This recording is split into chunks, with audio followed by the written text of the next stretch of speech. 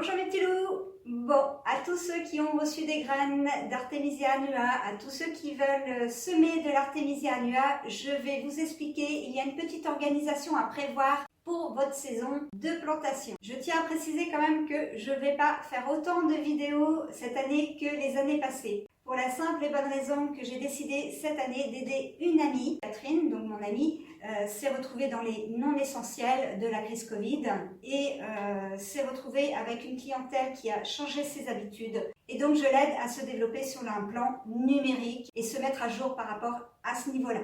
Donc je vais vous partager sa chaîne. Sachez que derrière la caméra, c'est moi pour l'instant, le temps que je la forme. Sur ce, démarrons le sujet du jour qui nous intéresse, l'Artemisia annua. Comment s'organiser? C'est parti! Vous avez donc reçu vos graines d'Artemisia. Vous voyez à quel point les graines sont très fines. Pour ça, vous allez soit avoir l'équivalent d'une cuillère à soupe de sable fin, ou pareil, une cuillère à soupe de cendre. Si vous choisissez la cendre, il faudra la tamiser. Hop. Tout simplement comme ceci. N'oubliez pas, la graine est minuscule, vous pouvez très vite l'abîmer avec le côté abrasif du sable. Jusqu'ici, moi je me suis servi de la cendre. Tout simplement, vous allez venir prendre une pincée de vos graines que je vous ai envoyées, pas plus, et vous allez la mettre dans votre cendre. On évite d'écraser, toujours pareil, pour éviter d'abîmer la graine. Vous voyez ce qui me reste par rapport à un sachet? Vous pouvez largement distribuer aux amis ou les conserver pendant 3-4 ans à l'abri de la lumière dans un endroit sec. Je vous ferai une vidéo sur la technique de semis, mais moi je ne vais pas semer avant le mois de mars. Pourquoi je préconise un bac en polystyrène? Tout simplement parce que la graine a besoin de chaleur. L'important, c'est que ce soit marqué terreau de semis. Le terreau de semis est nettement plus léger. Donc, le premier terreau à avoir. Prévoir également un plexi ou une plaque de verre que vous allez disposer sur votre bac en polystyrène.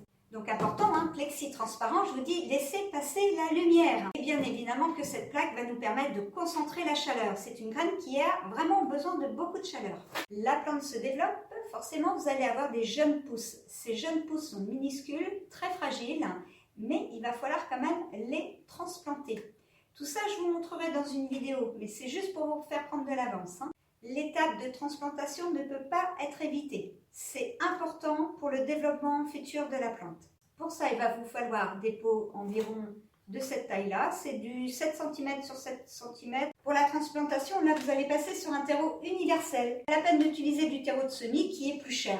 Ou tout simplement, vous allez dans votre jardin et vous récupérez, vous savez, de la terre qui a été remuée par une taupe. C'est de la terre bien aérée, bien travaillée. Petite précision, ne faites surtout pas vos semis avec justement la terre des taupes. Tout simplement parce que la terre des taupes, elle contient aussi des graines. Donc les graines vont germer et vous n'allez pas savoir reconnaître vos plantes et les plantes du jardin qui vont pousser avec. C'est la galère assurée. Vous pourrez très bien passer de ce bac-là directement au jardin. Mais si vous voulez vraiment que votre plante prenne toute son ampleur, je vous conseille une deuxième transplantation.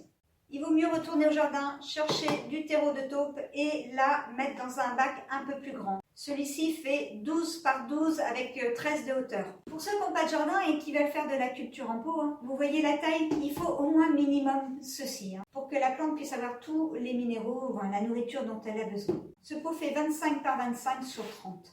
Autre chose à prévoir. L'amendement, c'est-à-dire l'engrais. N'oublions pas que nous récoltons la plante au moment où la fleur est en bouton et pas ouverte. Donc, notre engrais va principalement être de l'azote. Donc, l'idéal, c'est le purin d'ortie. Prévoyez 3 semaines avant votre premier amendement de faire votre purin. Sinon, autre engrais à disposition immédiate sans préparation à l'avance, c'est votre urine, tout simplement. Alors je sais pour les filles c'est pas facile, mais bon, vous déléguez ça à un homme et puis voilà, ça sera plus facile. N'oubliez pas de diluer l'urine, c'est du 10% il me semble. C'est pareil avec le purin d'ortie, c'est du 10%. Pendant que votre plante poussera tranquillement chez vous, n'oubliez pas qu'il faudra aussi prévoir au jardin d'amonder votre terre. Et là, vous prévoyez 2 mois d'avance. C'est-à-dire, si vous plantez en mai, il faut au moins amonder votre terre au mois de mars, que vous utilisiez des granulés ou du compost. Laissez le temps aux vers de terre de faire leur travail. À prévoir aussi, c'est d'avoir du purin d'ortie à disposition tout le temps de l'arrosage pendant l'été. L'idéal, c'est de faire au moins un amendement tous les 15 jours. Petit détail, j'arrête environ 3 semaines, un mois avant de récolter la plante, j'arrête les engrais pour que la plante vienne concentrer son énergie vers les boutons. Et ça envoie un message à la plante qu'il est temps qu'elle concentre ses actifs. Chose à prévoir également, votre sac de séchage, en fonction du nombre bien sûr de plantes que vous allez devoir sécher, vous allez devoir avoir une installation qui est proportionnelle. Si vous n'avez qu'un plant, vous l'accrochez dans un placard, ça ira très bien. Mais si vous en avez plusieurs, là, va vous falloir toute une installation. Donc prévoyez ça parce que c'est pas quand vous êtes en saison de jardin où vous avez énormément de choses à faire qu'il faut commencer à faire ce genre d'installation. Il faut vraiment anticiper ce moment-là. Tout ça, c'est du vécu, donc vous pouvez me faire confiance. Pour la transformation de la plante, vous avez la possibilité d'en faire de l'alcoolature. Là, je vous conseille, vous voyez la bouteille qui s'affiche, c'est mon alcoolature de l'année dernière. C'est une bouteille qui est issue d'une soupe de poisson que j'avais bien dégraissée, bien évidemment, à l'avance.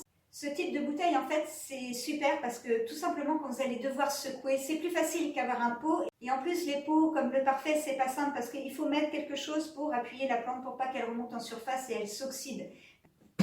Prévoir d'avoir des grandes boîtes métalliques, c'est bien pratique pour le stockage de la plante une fois sèche. Et voilà, moi je la mets dans du papier craft comme ceci. Et là, je la mets dans une pièce où il n'y a pas trop de variation de température. Je reviens sur l'alcoolature. Alors, le bon conseil du moment, faites vos achats maintenant parce que les prix sont en train de flamber. Vous avez vu, on va subir une inflation plus. Faites des stocks, l'inflation est en train de brûler l'argent, trop imprimé. J'utilise en fait de l'alcool, du rhum à 55 degrés. Je reprécise pour ceux qui ne vont pas voir les vidéos futures, l'alcoolature se prépare avec des feuilles fraîches. Si vous avez 100 g de plantes, vous allez mettre 500 ml d'alcool. Et pour finir, dans les petites choses à prévoir, prévoyez une thermo en fait, parce que c'est quand même beaucoup plus agréable de boire une tisane chaude tout au long de la journée qu'une tisane froide où on sent beaucoup plus l'amertume.